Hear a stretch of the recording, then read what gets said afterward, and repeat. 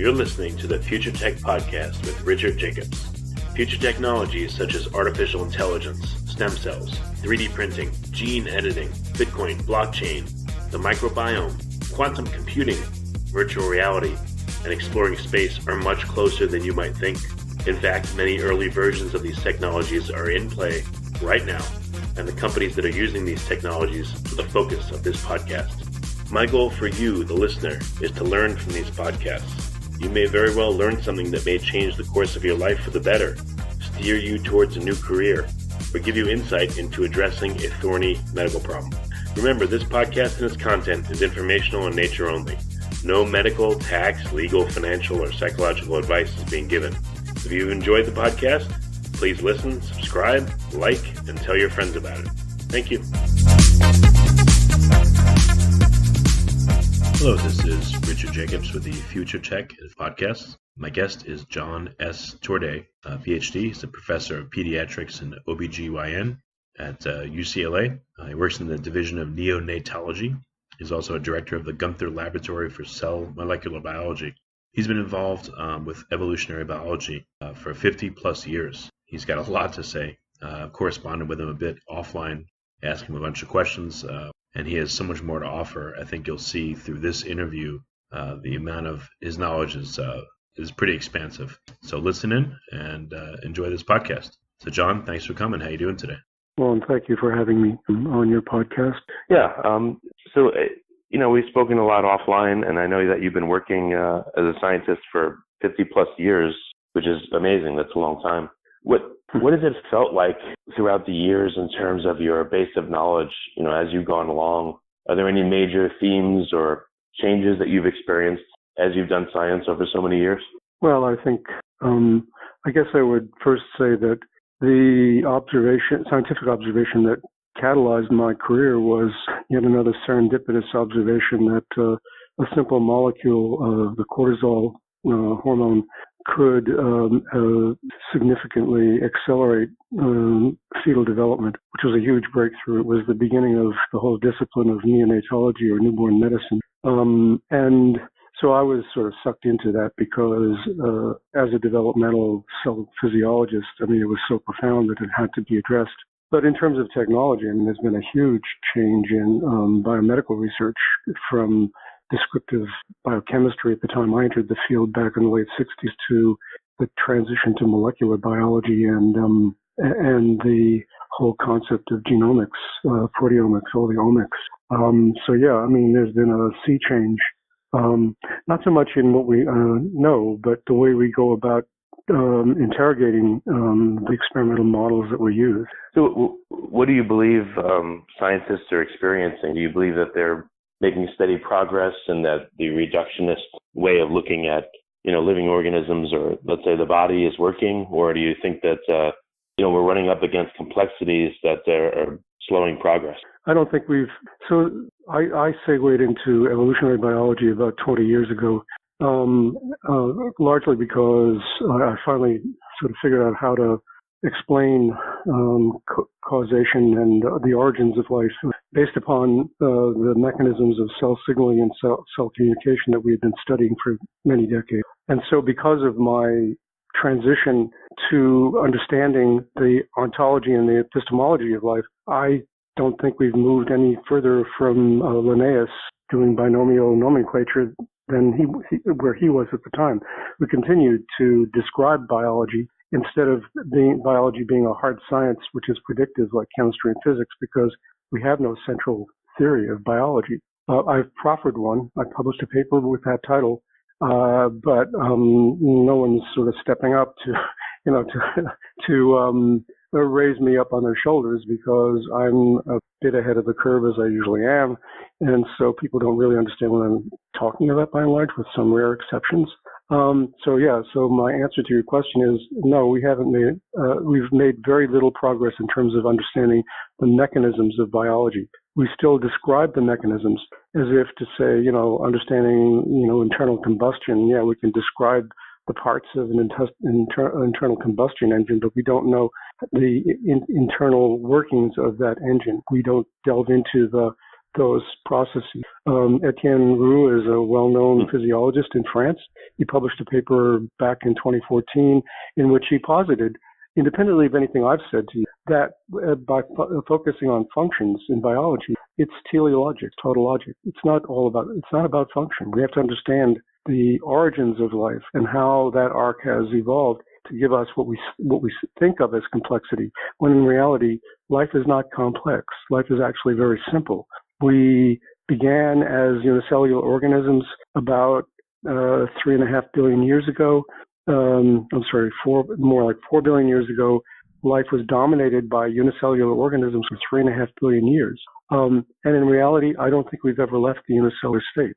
The zygote actually is the primary level of selection. And I wrote a paper, the title of which was The Phenotype as Agent, explaining that phenotype isn't just describing height, weight, intelligence, all those other characteristics that we have phenotypically, but in reality, phenotype is actually an agent for the collection of epigenetic marks. So my laboratory is funded by the National Institutes of Health to study the epigenetics of asthma, for example. And so we know now that the asthmatic phenotype is, in terms of an environmental as opposed to a genetic predisposition to asthma, that both exist. The environmental predisposition to asthma is actually due to, at least the model we use is one of paternal and maternal smoking. Mother and father smoked, because there's such a rich epidemiologic database. And so through that study, we've come to the realization that, so we've been able to demonstrate using nicotine as a proxy for smoke, because smoke is a nest, it's 3,000 compounds. But so experimentally, we use nicotine as a proxy for smoke, and we've shown that you can create the asthmatic phenotype in a rat for at least 4 generations. And the way that happens is that the nicotine affects the genetic readout of the egg and sperm. And then when you have, during reproduction, those what are referred to as epigenetic marks are assimilated by the developing embryo and fetus, and the offspring then express the asthmatic phenotype. So we've done all of the molecular biology and the genetics, as well as doing functional measurements of the asthma phenotype. Again, it's rats, but it's totally consistent with what happens in humans. It's probably exactly so. And epigenetics is like the black hole. The epigenetics is the black matter of biology. Only about 3 to 5% of human genetic diseases are what are referred to as Mendelian, Mendel's peas kind of thing. The other 97% of human genetic disease, we haven't a clue as to how it works. My sense is that and there's more and more evidence. In terms of epigenetics, is there anyone out there that's trying to catalog which epigenetic modifications are heritable and which ones are not? I would say that all of them are, because in order to make it through the pipeline, so it had been thought that epigenetics, the so-called epigenetic marks, that's the way it's expressed. So the information directly obtained from the environment was wiped clean during the process of reduction division or meiosis. Turns out that's not. So during meiosis, there's some fundamental mechanism which we are funded actually to determine through the asthma model that we study. But the point I'm trying to make is that some marks are retained, whereas others are lost. And so, and beyond that, during embryogenesis, if whatever that epigenetic mark is that's retained is consistent with the biology of the developing conceptus, it will be retained and will be expressed in the offspring. That's why I say that epigenetic inheritance is passed not only inter but transgenerationally, so more than one generation, as we've shown with the asthma phenotype. As far as whether someone is looking at that, it's referred to as the epigenome, and it can be described for any given genome, human or animal, that you're studying. So yes, that's an ongoing process. Yeah, because the reason I ask is, if you knew how to affect your gene expression yourself, you could, I guess, change your life in ways you wanted to change it, for your benefit. But when you think about having children, there's this desire and this fear of genetically engineered babies. But how about epigenetically influenced babies, in the right way? What could you do as a parent to be that would, create a child that would be have favorable characteristics like you wanted. So the $64 question there is, it's not going to be any exposure that's going to be epigenetically heritable. It's contingent upon the history of the organism. So common sense would dictate, and it seems to be holding up, that it's a function of whether you live in water or on land, whether you live in specific environments, that as to whether those epigenetic marks are going to be assimilated by the organism or not. So we don't actually know which epigenetic marks meet those criteria, but that will be, that will come about as more and more work is done on the subject. So yes, I think that we can probably influence the outcome of human pregnancy through diet and other aspects of the process. But we don't really know, other than the usual dictum of nutrition and and not exposing yourself to toxins or even alcohol or cigarette smoke, for example. But we don't really know in a systematic way how to actually practice the epigenetics of inheritance yet. But I've spent my career trying to understand that, because it only makes sense that one of the most labile or plastic stages of biology is during development in utero, and whatever the mother is ingesting is being experienced largely by the fetus, because it's passing through the placenta. So I have strongly thought that whatever we could learn in that regard should be taught to women who are undergoing gestation, because it's probably the most important stage in human biology. Okay. I guess the dogma you could say is that the DNA determines everything. Certain sequences of DNA are genes, and that seems to be just the whole underpinning of a lot of effort from a lot of scientists. How does epigenetics fit in? Do you see it being resisted, being welcomed? Because it seems like it would cause a paradigm change in what we're doing. For instance, there's companies that are sequencing millions of people's genes, to find answers, but I don't hear them sequencing their epigenetic marks. I haven't heard of anyone doing that. So how do you think this is all going to play out? Yeah. So genes don't talk to genes. Cells talk to cells. So cell communication is the fundament of normal embryonic development. We stumbled onto that about back in the late 70s. We were doing cell culture work to understand this effect of the hormone cortisol specifically on lung development, because that is the rate limiting step in the transition from intrauterine life to the delivery room for human and, for all mammals. And we had discovered, much to our surprise, that we expected the hormone to affect the epithelial lining cells of the alveoli, which make a soapy material called surfactant. So the Kennedy baby died in 1962. Jack Kennedy's son, Patrick Bouvier Kennedy, died of what was called hyaline membrane disease in 1952. That disease no longer exists. It's now called respiratory distress syndrome, because it's not.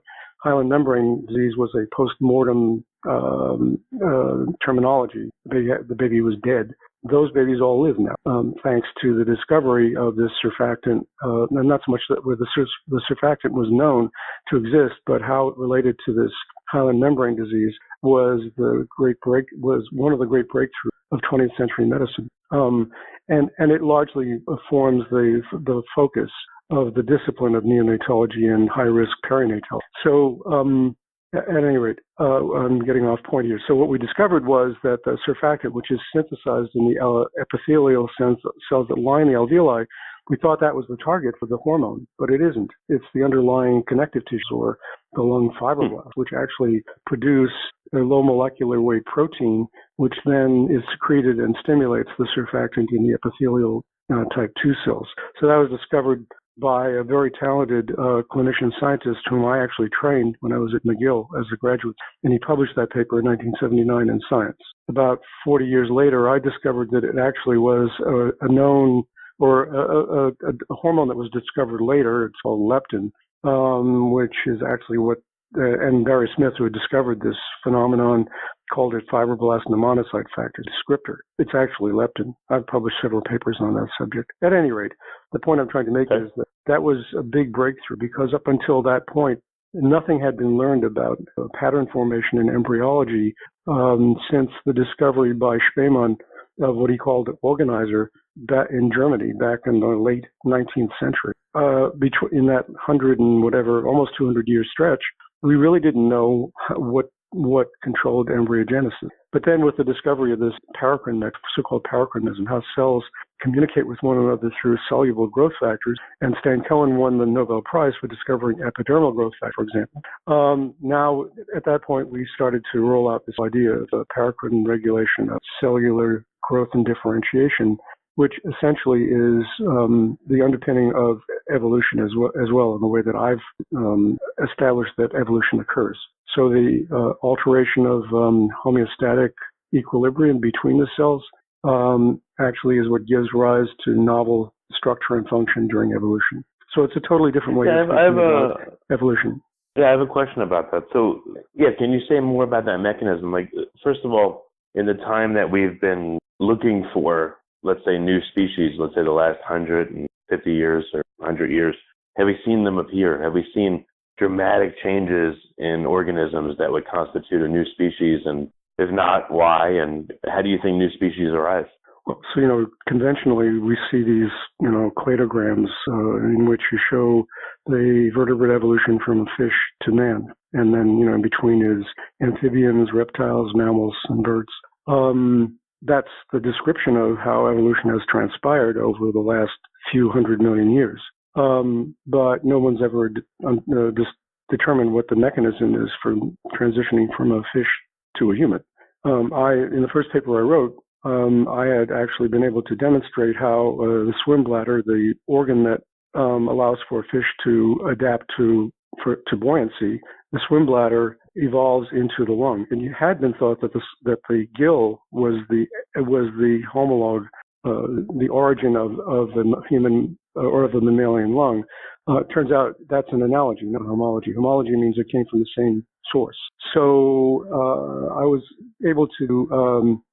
What I did was at a certain point in my own understanding of the development of the lung, I was able to put the whole process together, at least for the alveoli, the structures that mediate the gas exchange of oxygen and carbon dioxide from the atmosphere to the circulation of the organism. And I overlaid that on phylogeny, the changes in the vertebrates from fish to man. I overlaid that on that process because we had enough data for what happens between a swim bladder and a lung in the intermediate steps. And sure enough, you could see that those cellular mechanisms that are mediated by soluble growth factors explain how the alveolus transitioned from the swim bladder, in which there's this large chamber that fills and empties with gas, and that allows, like a submarine, allows the fish to adapt for buoyancy. In frogs, for example, they have what are called favioli, which are very large chambers as well. But as the alveolus has evolved to reptiles, mammals, and birds, those alveoli have gotten smaller and smaller in order to increase the surface area to volume ratio for exchange of gases with the microcirculation of the lung in the case of mammals, for example. That transpired through cellular interactions. So the cells of the alveolar lining are remodeling that structure literally in order to adapt to for gas exchange on land. I don't know if that made sense, but that's essentially how the process works developmentally. Why would this happen? Why? Why would this happen? A fish is swimming around. What's the motivation to go onto land? And do you have intermediate forms where a fish is now an amphibian and it hangs out on land sometimes and other times not? It's just, even if you understand the mechanism, I don't know why this would happen. It's strange. Okay, so Alfred Romer, the University of Chicago, had hypothesized that because there was an accumulation of carbon dioxide in the nascent atmosphere of the Earth about a billion years ago, give or take, that caused a greenhouse, which caused drying up of the Earth was covered with water initially. And then there was a drying up of those oceans, and there were specific bony fish. So there are two types of bony fish. There are physostomous and physostigmus bony fish that have a bony skeleton. So physostigmus fish have a swim bladder that extracts gases directly from the circulation. We didn't evolve from. We evolved from what are called physostomous fish. Those are the ones that actually have what is called a pneumatic duct or a tube that goes from the esophagus to the swim bladder. It's the homologue of the trachea. And so that organ, and so the question you're asking is, well, why would the fish bother to transition from water to land? Well, it had to, because the oceans were drying up. And there was opportunity there, or they self-selected, and there are, like stickleback fish do that. Modern stickleback, they live both on land and in water, depending upon the environmental condition. And so for years, I pondered why, what was it that was driving this process? And then I remembered that under stress, so the adaptation to land is extremely stressful, not only because of the increase in gravitational force on the organism, because you're buoyant in water, and on land you have a greater effect of gravity on the organism. So that physiologics actually causes an increase in blood pressure in an organism that's transitioning, a fish, for example. And that increase in blood pressure causes shear stress on the microvasculature of various vascular beds along the kidney, the liver, the brain, whatever. And that shear stress generates what are called radical oxygen species. So the oxygen is highly interactive and is known to cause gene mutations and, more importantly, gene duplication. So there are 3 genes that are known to have duplicated during the transition from water to land. It's well documented. And all 3 of those genes are necessary for adaptation to land. So what I'm saying to you is we already know that there are specific mechanisms that evolved in that transition, that adaptation to land, and all 3 of those genes, the parathyroid hormone-related protein gene, which I was funded to study for 30 years by the NIH, the glucocorticoid receptor and the beta-adrenergic receptor, all 3 of them, if you delete them from a developing mouse, you get phenotypes that are consistent with, first of all, the animal can't survive, and furthermore, the structures that are so the skeleton, for example, does not calcify. The lungs don't form alveoli, which was why I got funded, because that clearly was important. And there are other, the skin doesn't form normally, and there are a number of other phenotypic expressions of the organism that are necessary for land adaptation, which have been shown not to occur if you delete those genes. And in fact, there are pathologic conditions that are consistent with that. And sometimes these genes have been, they're referred to as knock-ins, where you actually replace the gene and you see that the reverse is true. So everything I've said is based upon experimental evidence. I don't make stuff up. It's not inductive reasoning. This is deductive reasoning based entirely upon experimental. That's great. So in the example of a fish coming onto land, so its behavior would cause a buildup of epigenetic marks, and at some point, is there a step function in the organism itself where it now doesn't go into the water at all? Is there a point at which the underlying DNA itself rearranges? So we know that it is a reversible process because, for example, seals evolved from dogs. Whales evolved from elephants. And this is not, Kipling. This is not just those stories. It's well documented. So under extreme conditions like glaciation periods, certain mammals have gone back to water. But they're anecdotal. By and large, suggesting it's a one-way trip. You adapt to land and you acquire epigenetic marks, which then change your evolutionary trajectory, if you will. But so, for example, Joe Thornton has shown that the mineralocorticoid hormone receptor, which regulates blood pressure, was modified through the acquisition of 3 peptides in what's called the binding site of that hormone receptor, the active site of that molecule, and that became what's the glucocorticoid receptor that regulates carbohydrate metabolism. Cortisol is a glucocorticoid, for example. But so as a good card-carrying evolutionist, Thornton never really addressed why that might have happened. He just documented that it did happen based upon molecular genetics.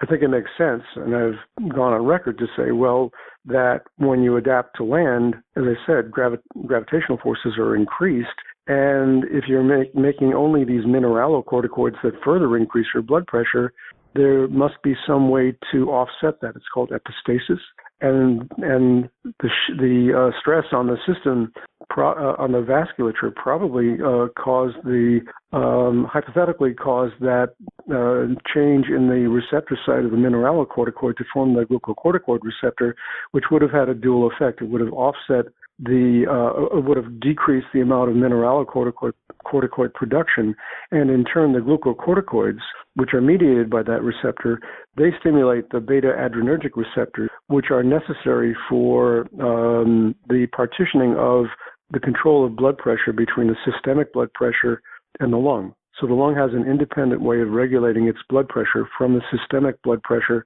and that occurred in that water-to-land transition. And that was absolutely existential for adaptation to air breathing. So what I'm saying is that at the cellular molecular level, there are mechanisms that would explain these very fundamental changes that have occurred, particularly in that water-to-land transition, which basically put mammals on the map, if you will. And so in terms of stepwise change, I've suggested that the reason that, so only birds and mammals are warm-blooded.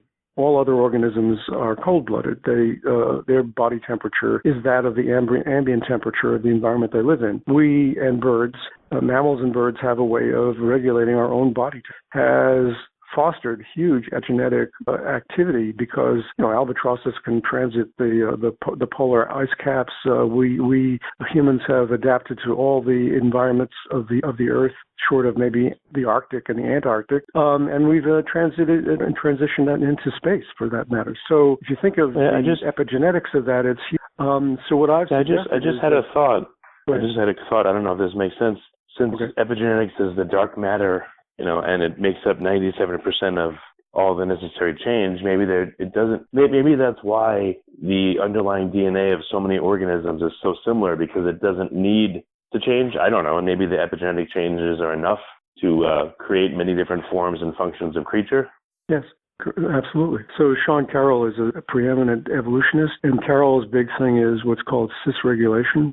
So how it is that genes at the genetic level, there's interaction between the genes, if you will, in terms of their co-regulation. But that's describing a phenomenon. What's at the other end of the process? What's happening at the surface of the cell? That's where the changes in the cellular environment dictate those cis-regulatory changes. So what I'm saying to you is that we've become overly reductionist.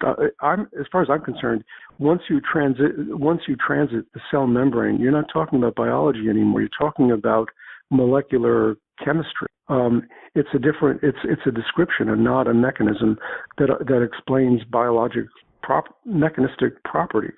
So what I've suggested is that warm-bloodedness, it actually, Al Bennett had, a well-known evolutionist, had said that warm-bloodedness was a product of muscle activity. So you increase muscle activity, body temperature, and that was the origins of endothermy or warm-bloodedness. There's no connection between the muscle and any other process in the organism that would account for an environmental interaction that would give rise to endothermy. So what I've suggested is that if you accept that idea of the lung evolving in a stepwise fashion from the swim bladder through cellular interactions, there would have been phases at which the organism could no longer keep up with the metabolic drive for adaptation to land, which is considered to be the major driver of evolution, metabolism. And so the organism would become hypoxic. It wouldn't have enough oxygen to maintain itself. Oxygen is the most potent physiologic agonist that we know of. It stimulates the hypothalamic pituitary adrenal axis to produce adrenaline, and the adrenaline then stimulates lung, the inefficient lung, to secrete more of this lung surfactant. We published that paper in 1978 when I was at Harvard, and that allows for the existing alveoli to distend more than they would otherwise, because the surfactant decreases surface tension and allows that to happen. So in a sort of stopgap measure, the lung is now sufficient to maintain the organism. And then because the stretching of the alveoli stimulates this parathyroid hormone-related protein I had mentioned earlier that duplicates during the water-to-land transition, PTHRP is necessary for the formation of more new alveoli. So over the long haul, you get more alveoli, and so the lung of the organism evolves. But in the process, the adrenaline that's produced by the hypothalamic pituitary adrenal axis also causes the fat cells within the body to release free fatty acids, which are a very efficient way of increasing metabolism. They increase body heat. And so a collateral effect of that stress effect on lung evolution was the generation of metabolic heat through that coordinated mechanism. And then ultimately that adaptive reaction, existential reaction, was overtaken by, or was replaced by, a genetic change in that oxytocin, a hormone that's produced by the hypothalamus, is now known to be genetic determinant of endothermy, warm-bloodedness. And that's a classic. That's how evolution works. First, there's an adaptive response, and then ultimately there's a selection for a genetic, a constitutive regulatory mechanism that then phases in over the course of evolution. Yeah, why would, supposedly different species can't breed. So why would that occur if a creature is transitioning, over X number of generations? Why all of a sudden would it be where, that creature can't breed with what came before it? What do you think is happening there? Right, which is a functional definition of what a species. If they can't interbreed, then they're different species, right? And that's a very hot question in biology. We don't exactly know what speciation really constitutes. We just published a paper on the subject, but it comes from our own. Bill Miller and I published together. He's a retired radiologist. At any rate, so one answer to that. Because Weizmann had said that the germ cells, the reproductive organs, were partitioned from. There's a firewall between the reproductive organs and the somatic or non-reproductive organs. That turns out not to be true. I just said to you 20 minutes ago that epigenetic marks end up in the germ cells, and that's how epigenetics works. But they had Weizmann's in Weizmann's time, they had rejected Lamarckian epigenetic inheritance. So that turns out not to be correct. We're actually publishing a book with a guy named Jean Gueux, who's an anthropologist in France. And Gueux has shown, for example, that in ammonites, which are these shellfish, he has a large collection of these ammonites, and he's been able to demonstrate that under environmental stress, those ammonite shells change their phenotypic configuration. So basically what he's demonstrated that reverse evolution can occur. That's antithetical to Darwinian evolution. Darwinian evolution maintains that it's all about random mutation and it's never reversed. It's always going in a forward direction, never in a reverse direction. I'm convinced that that's not true. My own work on chronic disease as reverse evolution demonstrates that, for example. So if you have chronic disease, like chronic lung disease, which I know well because I'm a lung biologist, what you see is that over time in chronic lung disease, you get these, I had explained that the alveoli become smaller and smaller in order to become more and more efficient for gas exchange. In chronic diseases like COPD and emphysema, the partitioning of those alveoli is lost, and so the alveoli get larger and larger and less efficient for gas exchange. That's what chronic lung disease is. That's why people are on, oxygen and taking, and having to use inhalers in order to use as best they can what lung tissue they have left. But the point I'm getting at is that the lung of a person with emphysema not only looks like a frog lung, it is a frog lung. It's literally cellularly, molecularly, and in every other way identical with a frog lung. And so a frog does fine with the lung that it has, in its operating paradigm.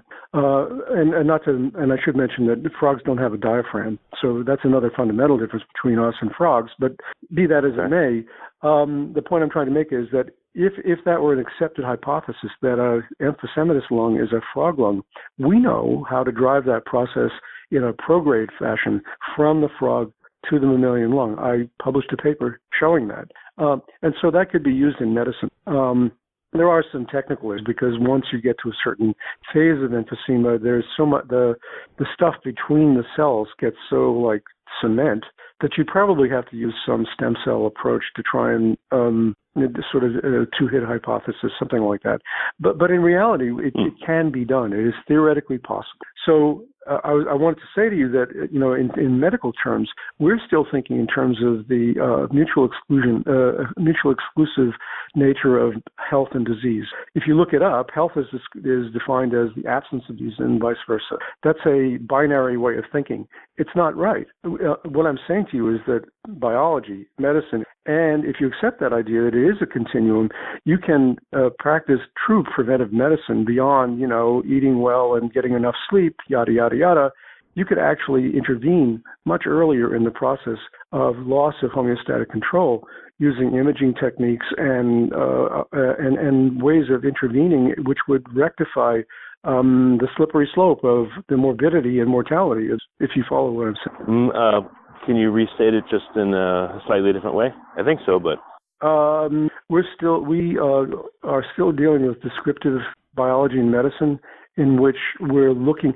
So there's a whole debate about whether evolution is gradual or punctuated equilibrium. You're familiar with that debate? Yep. Yes. It's actually one and the same thing. It's just a matter of what the level of the scale is that you're looking at it at. In the way you're looking at it, it's a continuum, and so it's only once there's enough mass there to see it that it looks like it's punctuated equilibrium. It's the same argument that David Bohm has made in his book Wholeness and the Implicate Order.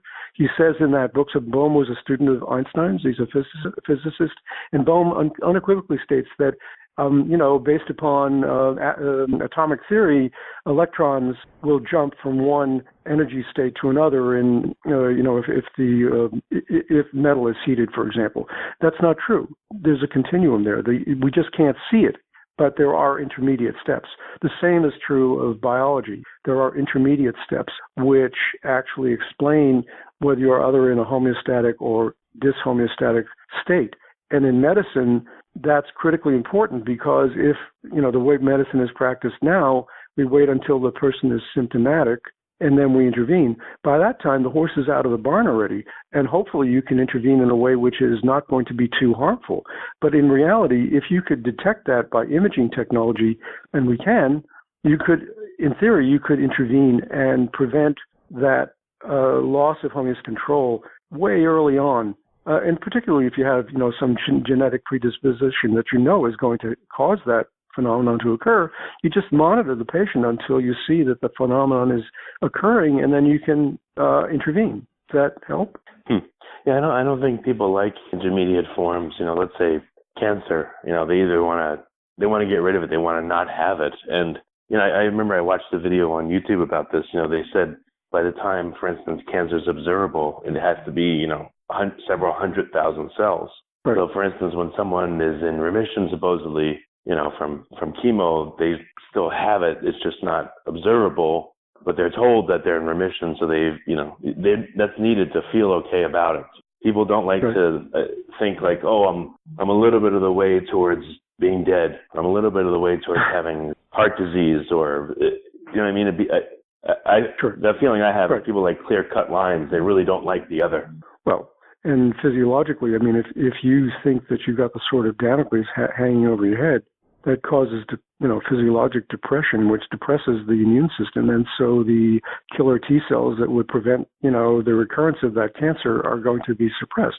So it's a circular problem. I understand that. My wife has gone through breast cancer. I just got treated for prostate cancer, so I'm painfully aware of of the clinical end of the spectrum. But and I understand. But so that, for example, that's why basically it takes 5 years for a bad player, one single tumor cell to get to the level where it becomes problematic, because that's about how long it takes for it to do that, if you do the math.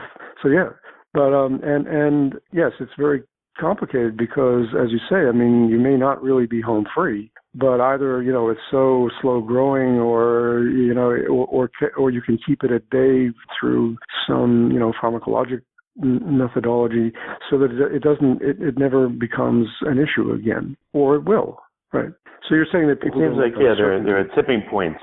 If you're saying things are on continuums, it definitely seems like, even though that things move according to a continuum like evolution, there are tipping points. That's what I was asking you before, where you tend not to go back, and you tend to go forward at perhaps a much faster rate and change into something new dramatically. Yeah, so I'm sorry. So I was talking about Jean Guer's ammonites. So in thinking through, so Guer actually asked me, he said, well, you know, if we're talking about reverse evolution, what's the term for it? You know, where it has to stop at a certain point, because otherwise you become another species. I think that, so there's a class of genes called homeobox genes. They're the ones that confer the sort of the bow plan of the organism. So all the other mechanisms I've talked about are signal transduction mechanisms. So it's a growth factor that binds to that produced by one cell type, binds to another cell type, to the its receptor on another cell type, and then you get this second messenger effect. So cyclic AMP, phosphatidylinositol, there's a whole plethora of these signaling mechanisms that amplify the signal. But the homeobox genes are not like that. They genetically establish, you know, front and back, left and right, that sort of thing, the fundamental bow plan of the organism. I haven't had a chance to really dig into the literature, but I think that that's probably what distinguishes one species from another, if you follow what I'm saying. Yeah, no, I believe so. I wanted to ask you, how do you think life began at the very start? So at least one school of thought is that, so the Earth initially had no atmosphere, and so asteroids pelted the Earth, like the moon has this really acne-looking face, and we experienced the same thing. But these snowball-like asteroids were literally formed by ice, pelted the Earth, and are thought to have formed the oceans. And there's experimental evidence. And in those frozen snowballs, there were what are called polycyclic hydrocarbons, lipids. If you immerse lipids in water, they form primitive cells. They form what are called micelles. MICLELLES. Okay, all right. So they are semi-permeable membrane-bound structures. And I think that was, I'm not the first one to say that.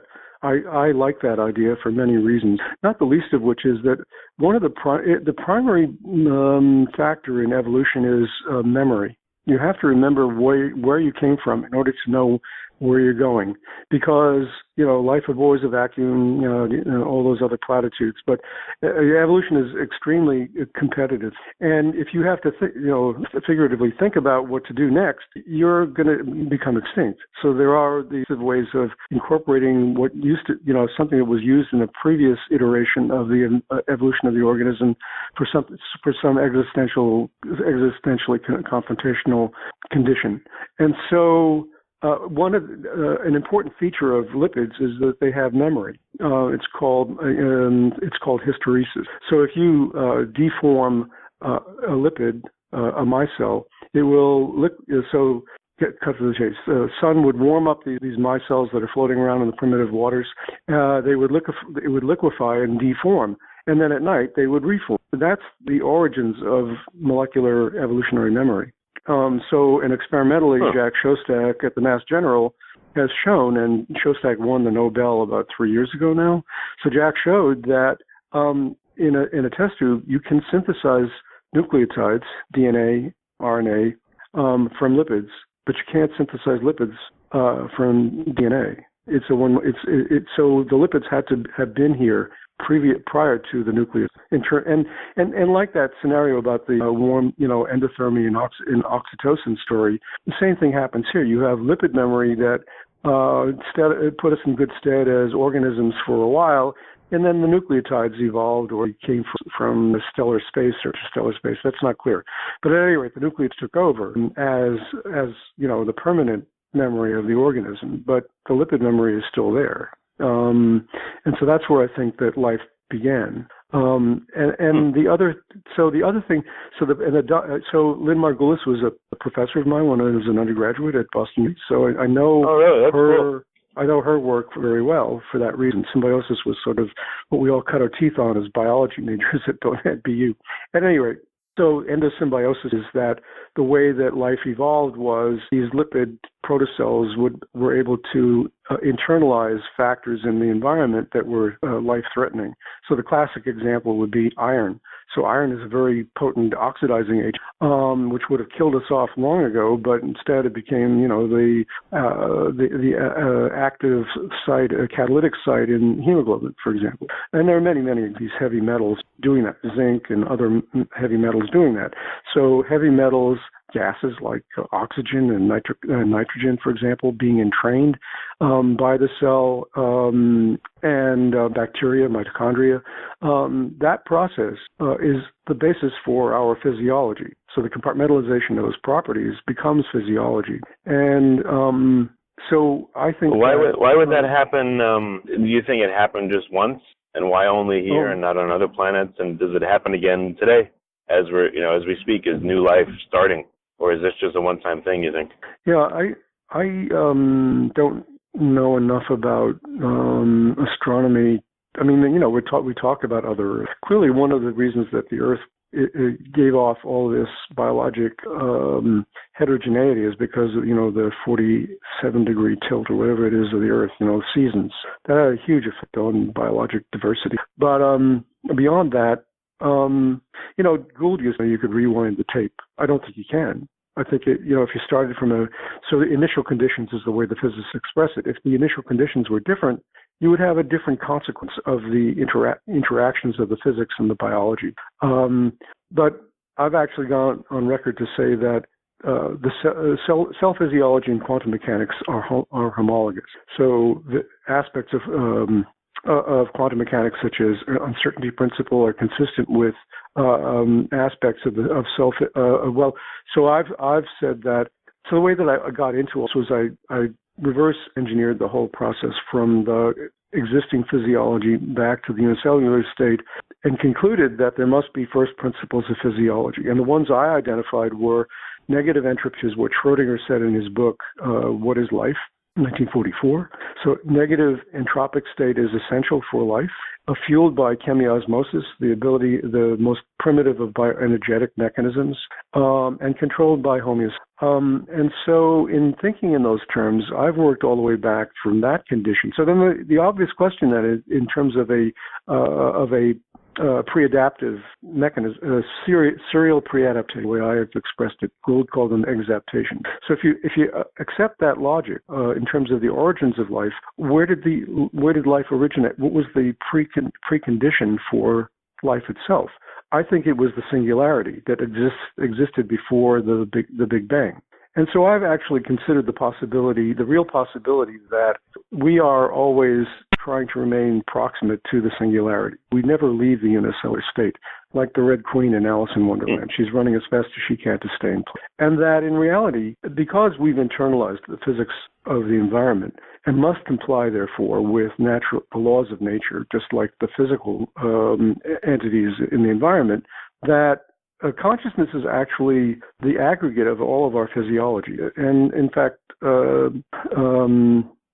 that's been expressed by philosophers like Schopenhauer and I always blank on his name. He said that the brain is the mind's idea of the body. Spinoza said that. I think he was right, but he didn't base it on empiric evidence. I'm saying to you, I think there's empiric evidence to support the idea that if in fact I'm right, and that consciousness it's not mind, it's not what we think it is. It's just our understanding of interoception, which is our recognition of our own internal working, brought to the level of what we think of as mind or conscious. But in reality, if in fact, so the analogy I've used is that the consciousness of the cosmos, the set of principles, the cosmology operate, the laws of nature, are like a data operating system. And our physiology is the software that recognizes that data operating system.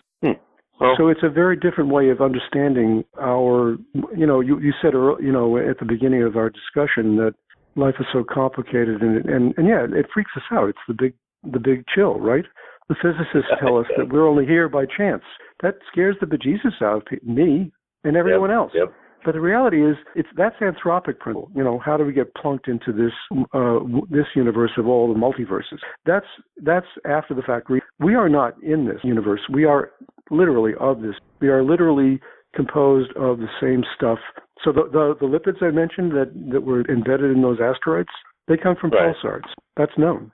So all this stuff it's just a matter of how the arrangement occurs and, the sequence of events. And so that's why I say to you, as a card-carrying atheist, that I'm okay with all this now, because I'm just going back to where I started. If you bury me in dirt, I'm going to go back to where I started. And then I'm going to feed the worms that, then blah, blah, blah. I actually have considered a real possibility because, the microbiome is a concept, that when we die naturally in the wild, if you will, our microbiome actually goes back into the soil, back into the earth, back into plants and animals, and it may remain somewhat intact. And, it's clearly possible that there's a certain level of immortality in all. So there's actually experimental evidence. It's called the necrobiome. Okay. These people use this stuff for forensics, but that the microbiome remains as a residual in cemeteries, and you can detect it, you can identify it. So if it remains intact. Well, John, we're out of time. John, unfortunately we're out of time, but I definitely have to have you back because we're getting into all kinds of amazing stuff. So let me end it here, but I'm gonna be getting you back soon if you're okay with that. No, it'd be my pleasure. I'm sorry I was rambling, but I wanted to sort of, I guess, my astrophysicist friend who taught me all of contemporary astrophysics for 20 years, he's the one who held me to the standard of, what does the model predict? And it is predictive of many things that are clearly either dogma or we just throw our hands up in the air and we don't understand. So I think that the idea, although it's probably not 100% correct, I don't even know if it's 50% correct, but I think somehow we have to do something different than because, to do the same thing over and over again and expect a different outcome, that's insanity. And we're demonstrating it. So, hey, all right. Thanks, Richard. Well, very good. Well, John, thank you for coming, and I appreciate it. Thank you very much. Keep up the good work. You're listening to the Future Tech Podcast with Richard Jacobs.